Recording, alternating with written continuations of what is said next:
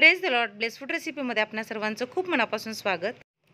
फ्लॉवरची भाजी म्हटलं की सगळ्यांची नाकतोंड मुरडतात. बरीच लोक फ्लॉवरची भाजी खायला बघत नाहीत, पण आजची ही रेसिपी बघितल्यानंतर फ्लॉवर न खाणारे देखील अगदी आवडीने खातील आणि मागून मागून खातील.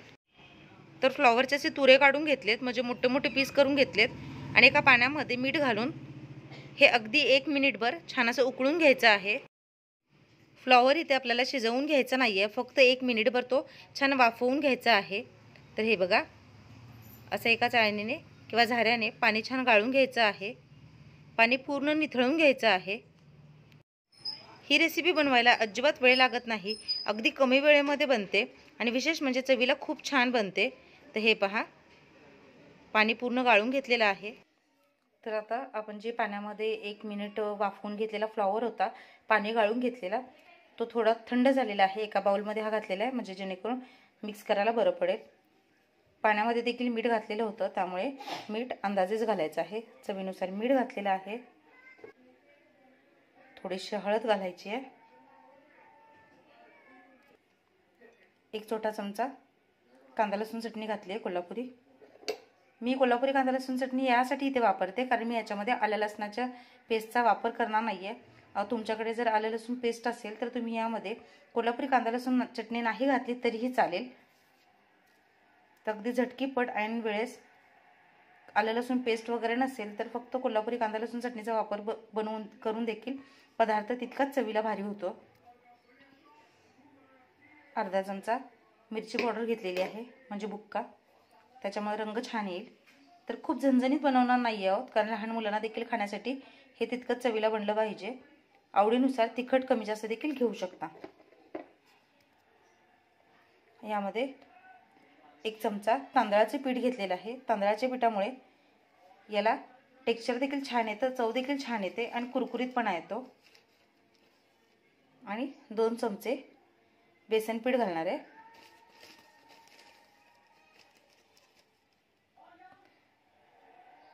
तर जितकं तांदळाचं पीठ घेतलेलं आहे त्याच्या दुपटीने बेसन पीठ घेतलेलं आहे. तर आधी हे सगळं कोरडं मिक्स करून घ्यायचं आहे. सगळे जिन्नस सांगितल्या पद्धतीने, तुमच्याकडे जर आलं लसूण पेस्ट तयार असेल तुम्ही त्याचा वापर यामध्ये केला तरीही चवीला छान लागते. तर आधी सगळं कोरडं मिक्स करून घ्यायचं आहे. तर कोरडं मिक्स केल्यानंतर असं दिसतं. आता यामध्ये फक्त 1 ते 2 चमचे पाणी घालायचं आहे, जास्त पाणी घालायचं नाही आहे.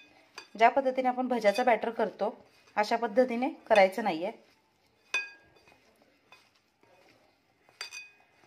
तर आधी थोडंसं पाणी घालायचं आणि हे छान असं मिक्स करून घ्यायचं आहे, जेणेकरून जो मसाला आहे आणि बेसन पीठ, तांदळाचं पीठ, ते सगळं फ्लॉवरला छान कोट होईल. तर अजून एक अर्धा चमचा पाणी घालते मी. तर फक्त 3 चमचे पाण्यामध्ये हे छान मिक्स होतं. दाखवते त्या पद्धतीने याला छान असं कोट करून घ्यायचं आहे. सगळं पीठ मसाले एकत्र झालेलं आहे आणि फक्त कमी, म्हणजे जितकं पाणी लागेल तितकंच घालायचं आहे. खूप असं पातळ बॅटर केलेलं नाही आहे. तर हे बघा, सगळं छान मिक्स झाले. आता हे 5 मिनिटासाठी असंच ठेवायचं आहे, जेणेकरून याला छान पाणी सुटेल आणि सगळं छान व्यवस्थित होईल. घाई असेल तर लगच्या लगेच बनवलं तरीही चालेल. तर आता 5 मिनिटानंतर बघूया. 5 मिनिटं ठेवलेलं होतं, त्यामुळे याला छान असा ओलावा आलेला आहे आणि सगळं पीठ आणि मसाले याला छान कोट झालेले आहेत. एका कढईमध्ये तेल छान गरम केलेलं आहे. तर या तेलामध्ये मी आधी देखील भजी फ्राय केली होते, त्यामुळे याचा रंग तुम्हाला असा दिसतोय. तेल चांगलं गरम करून घ्यायचं आहे आणि गरम तेलामध्ये एक एक करून फ्लॉवरचे तुरे, म्हणजे फ्लॉवरचे तुकडे टाकायचे आहेत. तर बघा, फ्लॉवर टाकल्या तेलाला छान बुडबुडे येत आहेत, म्हणजे तेल चांगलं गरम झालेलं आहे. आधी तेल चांगलं गरम करून घ्यायचं, त्याच्यानंतर मध्यम आचेवर हे छान फ्राय करून घ्यायचे आहेत. तर एका वेळेस बसतील इतके फ्लॉवरचे तुरे घालायचे आणि रंग बदलेपर्यंत छान असे सोनेरी रंगावर हे तळून घ्यायचे आहेत.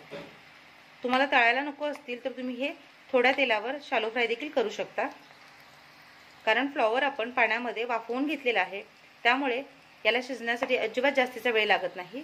तेलावरचे बुडबुडे कमी येत आहेत, म्हणजे आपला फ्लॉवर छान तळून होतोय.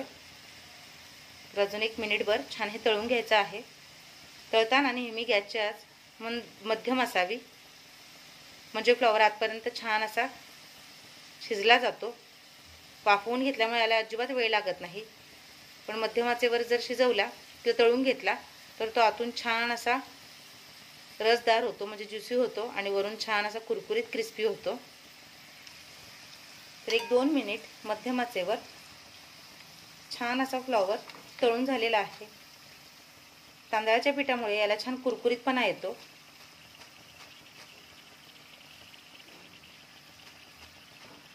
तर आपण यामध्ये पाण्याचा जास्त अजिबात वापर केलेला नाहीये, त्यामुळे हे अजिबात तेलकट होत नाहीत. तर बघा, मस्त असे कुरकुरीत फ्लॉवरचे भजी तयार झालेले आहेत.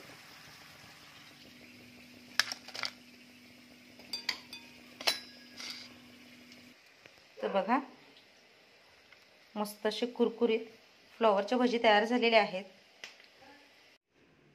चवीला तितकीच भारी, बनवायला सोपी फ्लॉवरची ही रेसिपी नक्की ट्राय करून बघा. तुमचा अनुभव माझ्यासोबत शेअर करा. खात्री आहे ही रेसिपी बघितल्यानंतर फ्लॉवर न खाणारे देखील अगदी आवडीने खातील. चॅनलवर नवीन असाल तर सबस्क्राईब करा, लाईक करा, शेअर करा. सगळ्यात महत्त्वाचं म्हणजे जी काही बेल आयकॉन दिसते म्हणजेच घंटी दाबायला अजिबात विसरू नका. भेटूया अशाच एका पारंपरिक आणि नवीन रेसिपीसह. तोपर्यंत स्वस्त रहा, मस्त खा आणि माझ्या रेसिपीज नक्की ट्राय करून बघा. आजची रेसिपी बघितली त्याबद्दल सगळ्यांचे खूप मनापासून धन्यवाद.